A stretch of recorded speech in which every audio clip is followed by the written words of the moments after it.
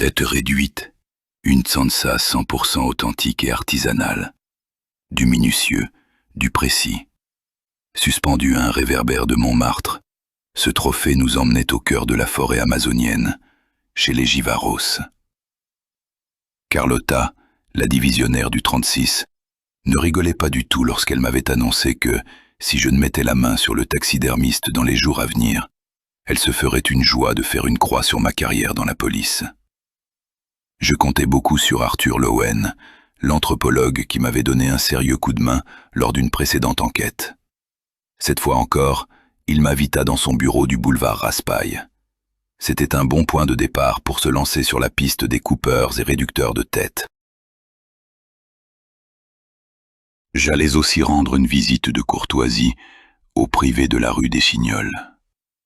Les limiers de l'agence Bond et Associés étaient au logis.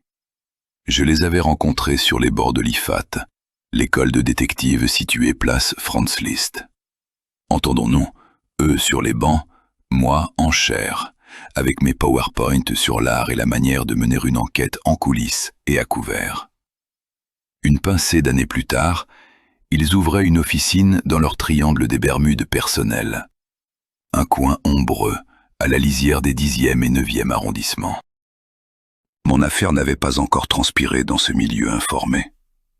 En attendant, le mieux était d'aller faire un tour au café Liszt, TUG de l'IFAT, l'incontournable des enquêtes au point mort, la recette infaillible pour passer du mode citrouille à l'option carrosse. En plus de Lowen, je demandais à May, l'analyste du 36, de m'y accompagner. Je comptais sur son apparition pour réveiller les morts, les agents dormants. L'IFAT, son concierge et sa secrétaire, mirent leur service de messagerie ultra sécurisé à ma disposition.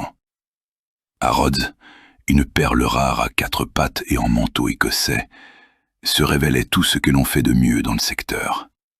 C'était, avec son comparse en tartan gris, le dernier cri, la crème de la crème, et, si l'on ose dire, le dessus du panier des services secrets.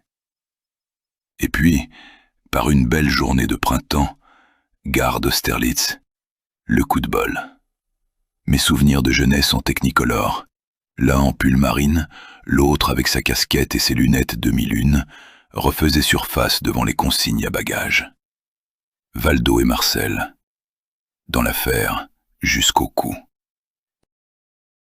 Je leur avais filé le train au temps où je n'étais qu'un petit commissaire d'arrondissement.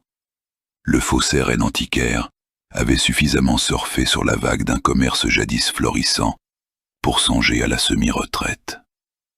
J'avais les moyens de les amener à composition.